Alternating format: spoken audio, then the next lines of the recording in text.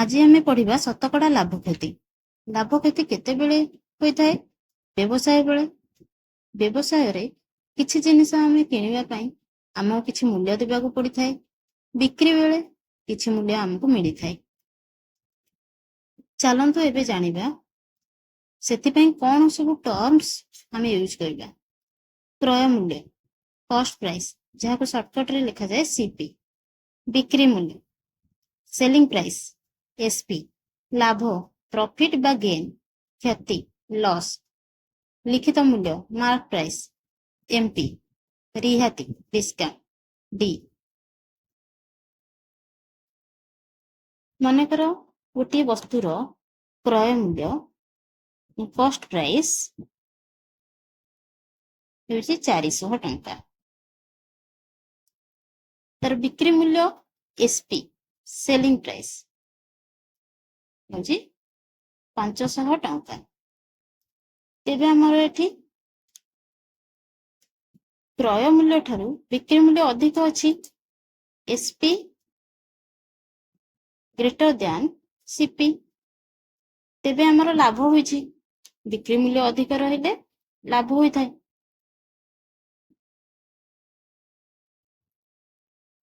ଲାଭ କେତେ ଲାଭ ହୋଇଛି ନା SP minus CP, selling price minus cost price.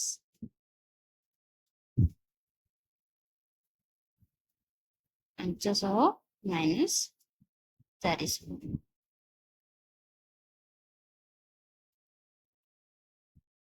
100 ଟଙ୍କା। ତେବେ ଆମର ଲାଭ ହେଉଛି 100 ଟଙ୍କା।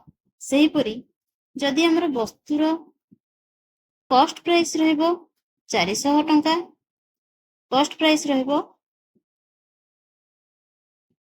400 ଟଙ୍କା, ସେଲିଂ ପ୍ରାଇସ୍ ରହିବ 300 ଟଙ୍କା। ତେବେ ଆମର ଲାଭ ହୋଇଛି ନା କ୍ଷତି ହୋଇଛି? ସେଲିଂ ପ୍ରାଇସ୍ କଷ୍ଟ ପ୍ରାଇସ୍ ଠାରୁ କମ୍ ରହୁଛି। ସେଲିଂ ପ୍ରାଇସ୍ ଲେସ୍ ଦ୍ୟାନ୍ କଷ୍ଟ ପ୍ରାଇସ୍। ତେବେ ଆମର କ୍ଷତି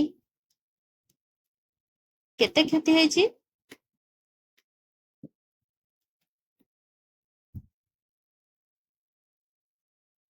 କ୍ରୟ ମୂଲ୍ୟରୁ ବିକ୍ରି ମୂଲ୍ୟ ମାଇନସ୍ କରିବା, ସିପି ମାଇନସ୍ ଏସପି।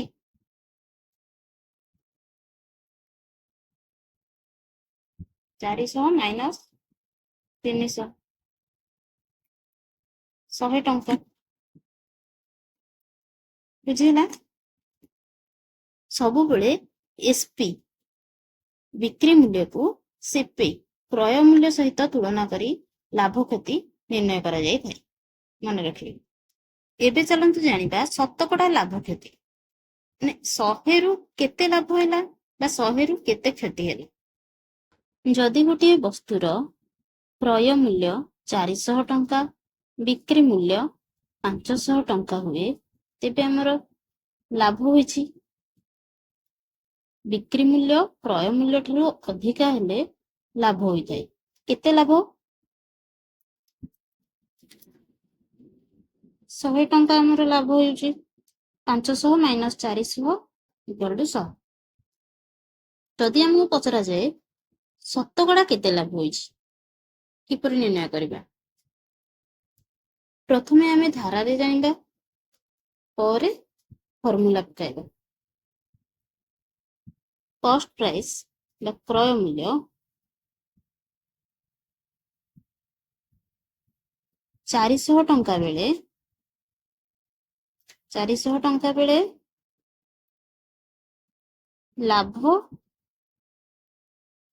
100 ଟଙ୍କା। କଷ୍ଟ ପ୍ରାଇସ୍ 1 ଟଙ୍କା ବେଳେ ଲାଭ 100/400 ଟଙ୍କା। 400 100ରେ ଡିଭାଇଡ୍ ହେବ। କଷ୍ଟ ପ୍ରାଇସ୍ 100 ବେଳେ ଆମର 100ରେ କେତେ ଲାଭ ବା 100ରେ କେତେ କ୍ଷତି ଜାଣିଲେ ସେଟା ଶତକଡ଼ା ଲାଭ ବା କ୍ଷତି କୁହାଯିବ। 100 ଟଙ୍କା କଷ୍ଟ ପ୍ରାଇସ୍ ବେଳେ ଆମର ଲାଭ ଆସିବ 100/400 ଗୁଣନ 100।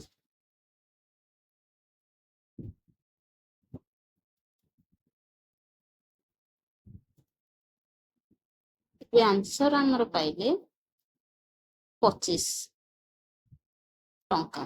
100 ଟଙ୍କା ଯେତେବେଳେ ଆମର କଷ୍ଟ ପ୍ରାଇସ୍ ରହିବ, ଆମର ଲାଭ ପାଇବା 25 ଟଙ୍କା। ତେବେ 100ରେ 25 ଟଙ୍କା ପାଇଲେ, ତେବେ ଆମର ଶତକଡ଼ା କେତେ ଲାଭ ହେଲା? 25%। ହେଲେ ଏଠି ଆମର ଶତକଡ଼ା ଲାଭ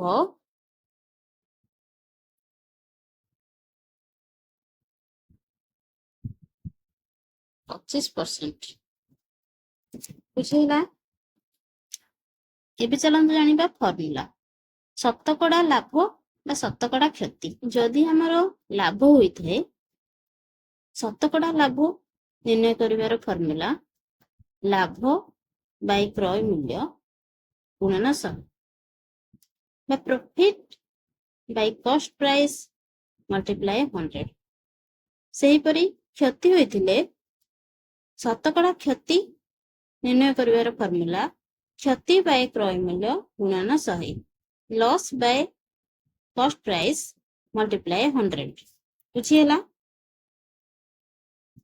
ଗୋଟେ କ୍ୱେଶ୍ଚିନ୍ ଦେଖନ୍ତୁ, ଗୋଟିଏ ବସ୍ତୁର କ୍ରୟ ମୂଲ୍ୟ ବା କଷ୍ଟ ପ୍ରାଇସ୍ 500 ଟଙ୍କା, ତେବେ କେତେ ଟଙ୍କାରେ ବିକ୍ରି କଲେ 20% କ୍ଷତି ହେବ?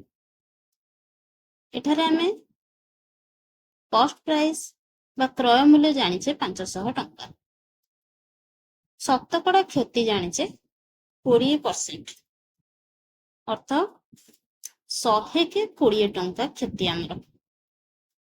ତେବେ ବିକ୍ରି ମୂଲ୍ୟ ବା ସେଲିଂ ପ୍ରାଇସ୍ ଆମେ ନିର୍ଣ୍ଣୟ କରିବା। ପ୍ରଥମେ ଧାରାରେ ନିର୍ଣ୍ଣୟ କରିବା। କ୍ରୟ ମୂଲ୍ୟ ବା ସିପି 100 ବେଳେ ବିକ୍ରି ମୂଲ୍ୟ କେତେ ହେବ? 20% କ୍ଷତି, 100କେ 20 ଟଙ୍କା। ତାହେଲେ କ୍ରୟ ମୂଲ୍ୟ 100 ବେଳେ ବିକ୍ରି ମୂଲ୍ୟ 100 ମାଇନସ୍ 20 80 ଟଙ୍କା। କ୍ରୟ ମୂଲ୍ୟ 1 ଟଙ୍କା ବେଳେ ବିକ୍ରି ମୂଲ୍ୟ 80 ଡିଭାଇଡେଡ୍ ବାଇ 100। କ୍ରୟ ମୂଲ୍ୟ 500 ଟଙ୍କା ବେଳେ କ୍ରୟ ମୂଲ୍ୟ 500 ବେଳେ ବିକ୍ରି ମୂଲ୍ୟ 80 ଡିଭାଇଡେଡ୍ ବାଇ 100 ଗୁଣନ 500 ଇକ୍ୱାଲ୍ ଟୁ 400 ଟଙ୍କା।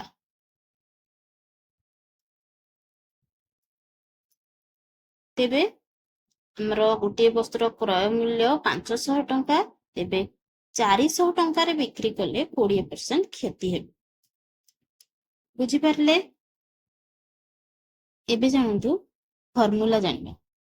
ଯଦି ଶତକଡ଼ା ଲାଭ ବା ଶତକଡ଼ା କ୍ଷତି ଆମକୁ ଜଣାଥାଏ ଏବଂ ବିକ୍ରି ମୂଲ୍ୟ ଜଣାଥାଏ, ତେବେ କ୍ରୟ ମୂଲ୍ୟ ନିର୍ଣ୍ଣୟ କରିବାର ଫର୍ମୁଲା କ୍ରୟ ମୂଲ୍ୟ equal to 100 divided by 100 plus ଲାଭ। ଯଦି ଆମେ ଶତକଡ଼ା ଲାଭ ଜାଣିଛେ, ତେବେ 100ରୁ ଶତକଡ଼ା ଲାଭକୁ ପ୍ଲସ୍ କରିବା, 100କୁ ଶତକଡ଼ା ଲାଭକୁ ପ୍ଲସ୍ କରିବା ଗୁଣନ ବିକ୍ରି ମୂଲ୍ୟ। ଯଦି ଆମର ଶତକଡ଼ା ଲାଭ ଜଣାଥାଏ, ତେବେ 100 ଡିଭାଇଡେଡ୍ ବାଇ 100 ପ୍ଲସ୍ ଶତକଡ଼ା ଲାଭ ଗୁଣନ ବିକ୍ରି ମୂଲ୍ୟ। ଯଦି ଆମକୁ ଶତକଡ଼ା କ୍ଷତି ଜଣାଯାଇଥାଏ, ତେବେ କ୍ରୟ ମୂଲ୍ୟ ନିର୍ଣ୍ଣୟ କରିବାର ଫର୍ମୁଲା 100 ଡିଭାଇଡେଡ୍ ବାଇ 100 ମାଇନସ୍ ଶତକଡ଼ା କ୍ଷତି। ଶତକଡ଼ା କ୍ଷତି ହେଲେ 100ରୁ ମାଇନସ୍ କରିବେ, ଶତକଡ଼ା ଲାଭ ହେଲେ 100ରୁ ପ୍ଲସ୍ କରିବେ ଗୁଣନ ବିକ୍ରି ମୂଲ୍ୟ ସେଲିଂ ପ୍ରାଇସ୍। ବୁଝିହେଲା? କ୍ରୟ ମୂଲ୍ୟ ନିର୍ଣ୍ଣୟ କରିବାର ଫର୍ମୁଲା। ଯଦି ଆମକୁ କ୍ରୟ ମୂଲ୍ୟ ଜଣାଥାଏ ଏବଂ ଶତକଡ଼ା ଲାଭ ବା କ୍ଷତି ଜଣାଥାଏ, ତେବେ ବିକ୍ରି ମୂଲ୍ୟ ନିର୍ଣ୍ଣୟ କରିବାର ଫର୍ମୁଲା ହେଉଛି 100 ପ୍ଲସ୍ ଶତକଡ଼ା ଲାଭ। ଶତକଡ଼ା ଲାଭ ଜଣାଥିଲେ 100 ପ୍ଲସ୍ ଶତକଡ଼ା ଲାଭ ଡିଭାଇଡେଡ୍ ବାଇ 100 ଗୁଣନ କ୍ରୟ ମୂଲ୍ୟ। ଯଦି ଶତକଡ଼ା କ୍ଷତି ଜଣା ଥାଏ ଆମକୁ ତେବେ ବିକ୍ରି ମୂଲ୍ୟ ନିର୍ଣ୍ଣୟ କରିବାର ଫର୍ମୁଲା 100 ମାଇନସ୍ କ୍ଷତି ଡିଭାଇଡେଡ୍ ବାଇ 100 ଗୁଣନ କ୍ରୟ ମୂଲ୍ୟ। ନୋଟ୍ କରିଦିଅନ୍ତୁ, ବୁଝିବାକୁ ଅସୁବିଧା ହେବ ନାହିଁ। ବୁଝିହେଲା? କ୍ଲିୟର? ଏବେ ଶତକଡ଼ା ଲାଭ ବା କ୍ଷତି ନିର୍ଣ୍ଣୟ କରିବାର ଫର୍ମୁଲା ନୋଟ୍ କରି ନିଅନ୍ତୁ ଏବଂ ଶତକଡ଼ା ଲାଭ ବା କ୍ଷତି ଆମକୁ ଜଣାଥିଲେ କ୍ରୟ ମୂଲ୍ୟ ବା ବିକ୍ରି ମୂଲ୍ୟ ନିର୍ଣ୍ଣୟ କରିବାର ଫର୍ମୁଲା ମଧ୍ୟ ନୋଟ୍ କରି ନିଅନ୍ତୁ। ଆଜିର ଏହି ଭିଡ଼ିଓଟି ଆପଣମାନଙ୍କୁ କିପରି ଲାଗିଲା କମେଣ୍ଟ ମାଧ୍ୟମରେ ନିଶ୍ଚିନ୍ତ ଜଣାଇବେ ଏବଂ ନେକ୍ସଟ କ୍ଲାସରେ ଆମେମାନେ କିଛି କ୍ୱେଶ୍ଚିନ୍ ସଲ୍ଭ କରିବା ଯାହାଦ୍ୱାରା ଆପଣମାନଙ୍କର କନସେପ୍ଟ ଆହୁରି କ୍ଲିୟର ହେଇଯିବ। ଯଦି ମୋ ଭିଡ଼ିଓଟି ଆପଣମାନଙ୍କୁ ଭଲ ଲାଗିଥାଏ ତେବେ ପ୍ଲିଜ୍ ଗୋଟିଏ ଲାଇକ୍ କରନ୍ତୁ ଏବଂ ଅଧିକରୁ ଅଧିକ ସେୟାର କରନ୍ତୁ। ରହୁଛି, ଜୟ ଜଗନ୍ନାଥ।